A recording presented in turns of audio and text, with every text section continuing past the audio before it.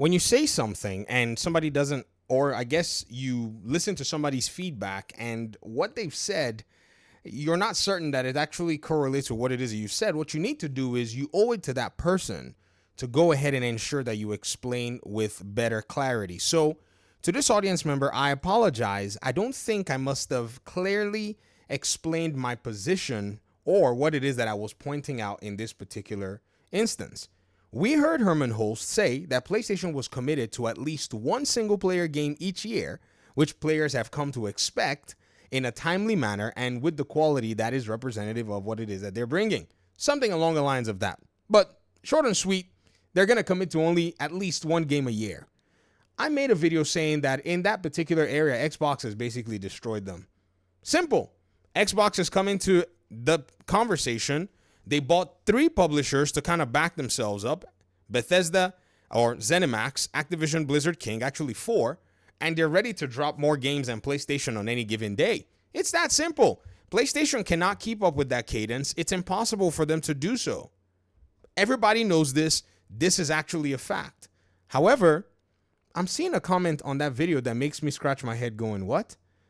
So I want to re-explain, but let's read the comment. This user says, it's funny you think that being a third-party game provider to PlayStation will hurt PlayStation. I never said that.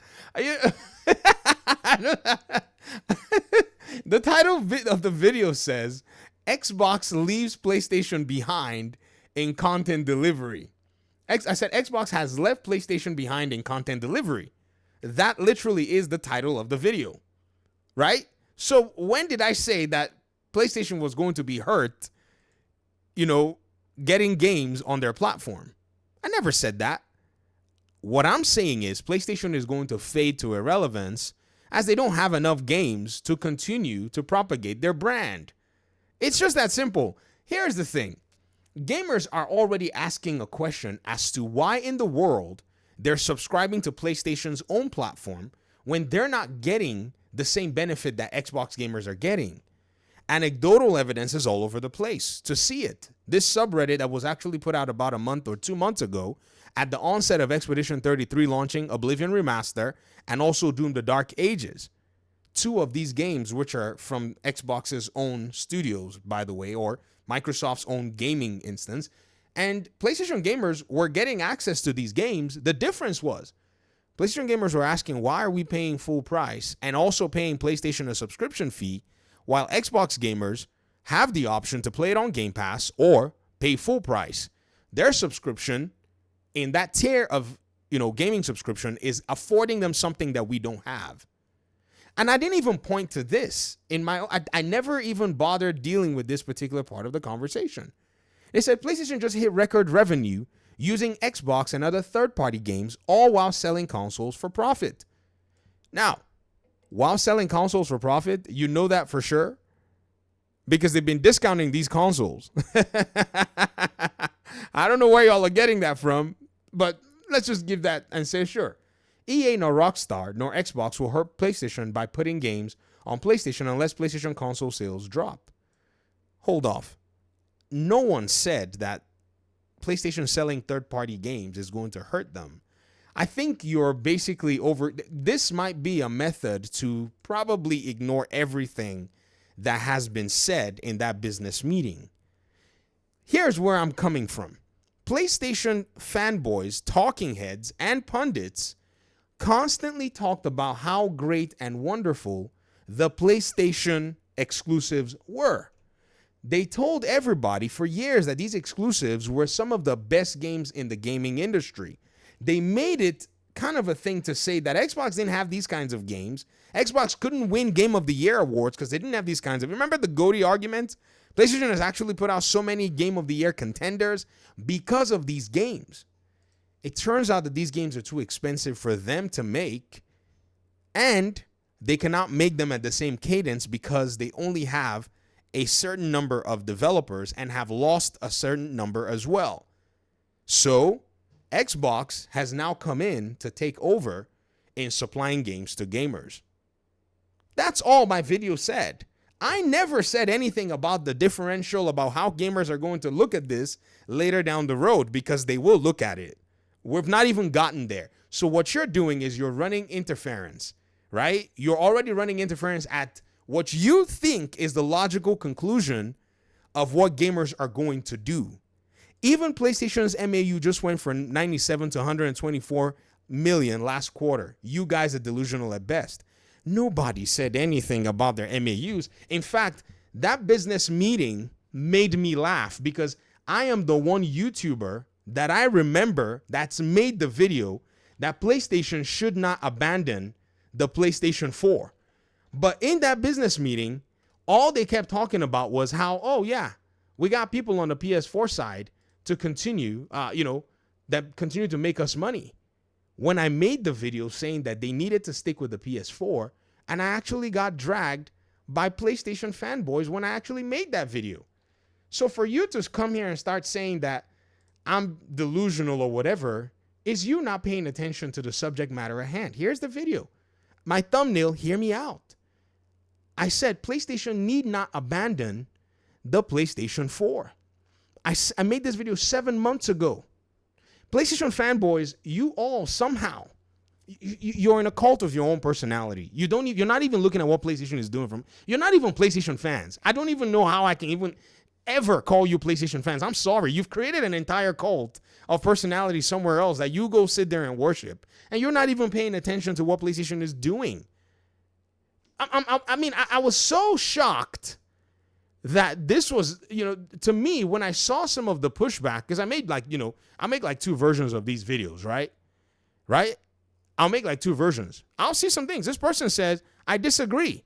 No, they don't. It has to end support at some point. It seems like they already have, as they seemingly don't make any more first-party titles for PS4, and have not since God of War Ragnarok, which was the last one. Do you think they should still support PS4 when PS6 eventually becomes a thing? When, they'll be when will they be supporting, that and so on and so forth? This is insane. It was so funny to me that somebody would actually push back to this idea, and then we come to the business meeting 7 months down the line, and they say, hey, man, we're still making good money from the PlayStation 4 platform. Yeah, PlayStation fans want to block their ears. And if it's not worship of PlayStation as a brand, they don't want to hear the truth. You don't want to hear the truth. Xbox has bodied them. The last PS4 that I had was graced with some really solid games. I remember because I was already gaming on PC. Marvel Spider-Man 2018, God of War 2018, games that I double dipped on. Miles Morales at the onset of the PS5 launch, right? Ghost of Tsushima. Are you kidding me? 2016, and I'm talking AAA, big quality. These games were the games that PlayStation really did resonate with me on the PlayStation 4 platform as the console generation was closing out. Now, the same cadence is nowhere to be found. And all you want to do is talk about how you think PlayStation is going to be hurt by Xbox being third party. Who's talking about Xbox being third party? We're talking about PlayStation themselves, who already are third party. If you wanted to actually talk about people putting their games in other places and that would hurt them, you should also consider PlayStation in that list. Or are you going to say that PC is not a competitor to PlayStation? PlayStation doesn't think so. But those of us on the ground, we know so because we can already see the writing on the wall. So questions are going to be asked very soon. There's no need for anybody to engage in any delusion. We just want to call what is because the reason PlayStation is here is because they squandered all their resources, or at least they squandered significant amount of resources blocking games from Xbox, blocking games from other gamers. I made a video where I showed 8 games. Final Fantasy 16, Final Fantasy 7, Integrate Rebirth. That's 3 games, right? Kena Bridge of Spirits, Sifu, Godfall, Death Stranding, another Predator Hunting Grounds. And they're probably, Genshin Impact, Stray, that's 10 off the top of my head. Black Myth Wukong, 11, Stellar Blade, 12. And none of these IPs belong to them. 12 IPs they invested in, none of them belong to PlayStation. Almost all of them are on Xbox now. And you guys have no games that PlayStation is going to deliver to you at a cadence that is high enough and respectable enough for you to actually justify owning that console. In fact, it's Xbox games that will now justify you owning that console if Xbox brings them your way. Do you really think that Xbox is going to bring all their games to PlayStation? You guys must not know Phil Spencer. I love the way you guys always look at that guy and you think he doesn't know what he's doing. Yet, he has pretty much outclassed majority of the executives that have come through the different companies. You really think you think because he wears jeans and a jacket and a t-shirt and smiles on camera, you really think that he's not brilliant. I really want to see how you guys are going to go through this last part of the generation with your cultishness and basically think PlayStation is in this great place because they're making money. They say they're making money, yet they're not ready for what's coming down the line. Or everybody has, well, Xbox has blazed past them with what's coming down the line. I guess we'll see how that works out. Talk to me in the comment section. Thanks for watching. Peace out.